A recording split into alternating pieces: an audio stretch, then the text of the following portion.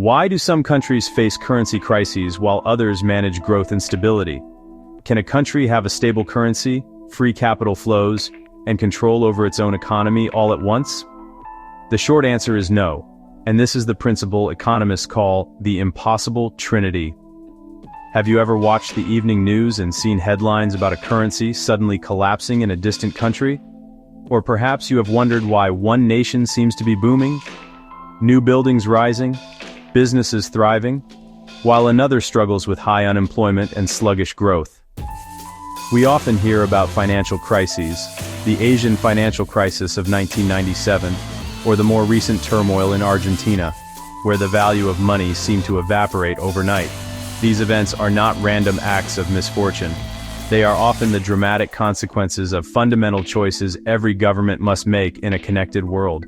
These decisions revolve around a delicate and precarious balancing act. Economists call it the Impossible Trinity, the economic trilemma. It states that a country cannot simultaneously have all three of the following: a fixed exchange rate, free movement of capital, and an independent monetary policy. A nation can choose any two, but the third must be abandoned. Think of it like trying to sit in two chairs at once. You can choose two, but the third always slips away. Their choices determine the stability of your pension fund, the price of imported goods, the interest rate on your mortgage, and the availability of jobs in your town. Understanding this conflict is like a secret decoder ring for international finance. It explains why a decision in a Washington, D.C. boardroom can send shockwaves through a marketplace in Jakarta. The game is always in motion, and the stakes could not be higher. Imagine a government lowering interest rates to keep citizens employed and spending. It might also allow capital to move freely in and out to attract investors, and keep its currency stable against the US dollar to make trade predictable. Each goal sounds reasonable on its own. In fact, they all sound desirable. But achieving all three at once is, quite simply, impossible. A puzzle finance ministers and central bank governors grapple with daily. From the smallest island nation to the largest superpower, everyone must pick their poison. As we delve in, you will see the world economy not as chaotic, but as a system governed by clear, challenging rules.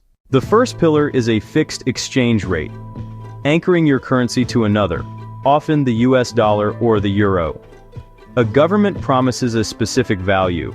For example, 10 pesos will always equal 1 US dollar. This creates certainty for businesses and investors, removing the risk that sudden currency swings wipe out profits. The second pillar is free capital mobility, letting money move in and out with few restrictions.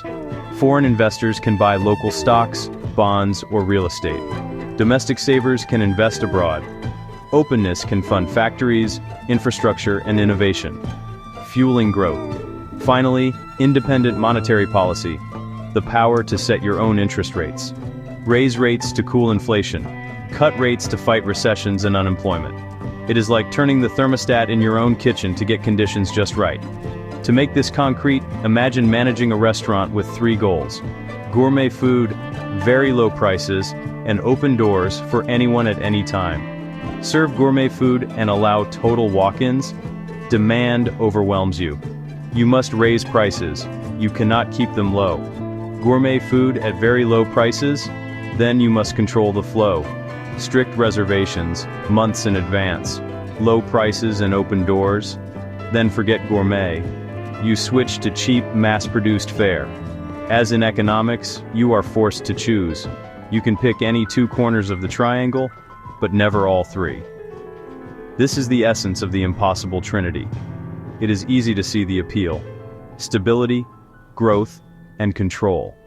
The holy grail of economic management. The tragedy and the drama of international finance is that they are mutually exclusive. A country must choose its priorities and its sacrifice. This trilemma has been a cornerstone for decades, articulated by economists like Robert Mundell and Marcus Fleming. Its logic is relentless. Let us imagine a country trying the impossible. Let us call it utopia. Utopia fixes its currency to the US dollar, allows capital to flow freely, and maintains control over its own interest rates.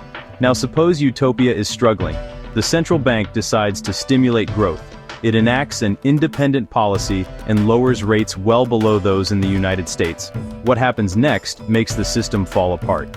Why keep money in a utopian bank at 1% when you could get 4% in the US? Investors act logically. Capital floods out. Investors sell utopian currency to buy US dollars. Downward pressure mounts. The fixed exchange rate comes under attack. To defend the peg, the central bank spends dollar reserves buying its own currency, a losing battle. Reserves drain away until they run out. The government admits defeat and abandons the peg. The currency devalues, often violently. This reveals the core contradiction. Fix the exchange rate and allow free capital, and you lose control of interest rates. If the US raises rates, you must too, regardless of domestic needs. So the choice is stark. Restrict capital flows, let your currency float, or let another central bank set your policy. You must choose which pillar to sacrifice. A classic example of choosing a fixed exchange rate is Hong Kong, and free capital mobility. Its currency, the Hong Kong dollar, is pegged to the US dollar. Capital moves freely, helping make Hong Kong a global financial hub, but it has sacrificed independent monetary policy. To maintain the peg, Hong Kong must follow the US Federal Reserve.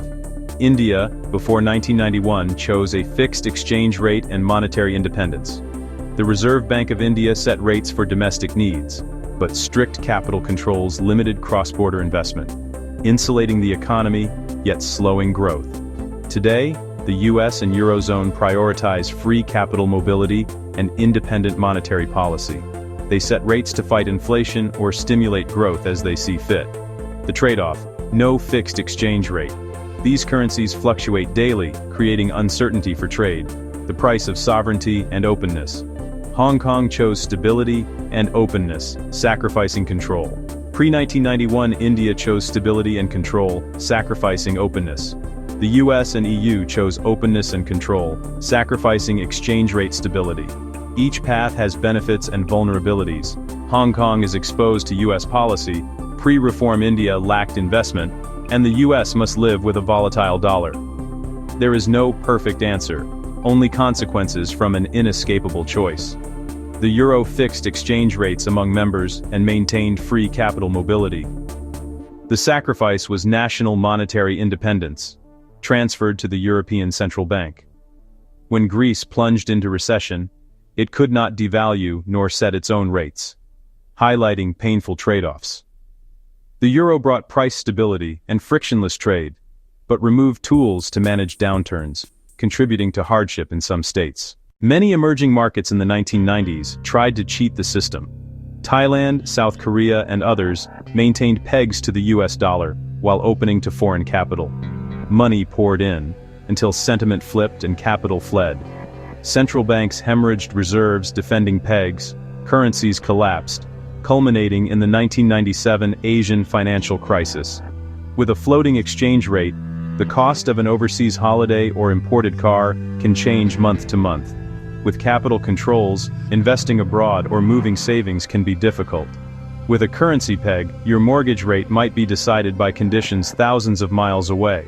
China has traditionally managed its exchange rate and maintained independent monetary policy, completing the triangle with strict capital controls.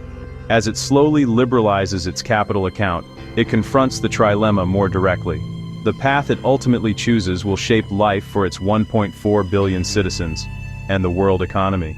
If a country fixes its exchange rate and allows free capital flows, it loses control of interest rates. If it fixes its exchange rate and controls interest rates, it must restrict capital flows. If it allows free capital flows and controls interest rates, the exchange rate must float. In short, trade-offs are unavoidable. So, which two are most important? Stability, flexibility, or control? We have journeyed through the core dilemma of international economics, the impossible trinity. Every nation must choose between three desirable but mutually exclusive goals: the stability of a fixed exchange rate, the growth potential of free capital mobility, and the sovereign control of an independent monetary policy. There is no universally correct answer, only the path that best fits a country's circumstances. These choices evolve as economies change. Every country must navigate this dilemma. The Impossible Trinity is not just theory, it directly shapes economic policy and decisions around the world. If you were the finance minister, which two would you prioritize? Would you pick predictable trade with a peg, or sovereign rate control and a floating currency, or insulation with capital controls at the risk of slower growth? Economics is always about trade-offs. You cannot have it all, but you can choose what matters most. Which two would your country prioritize?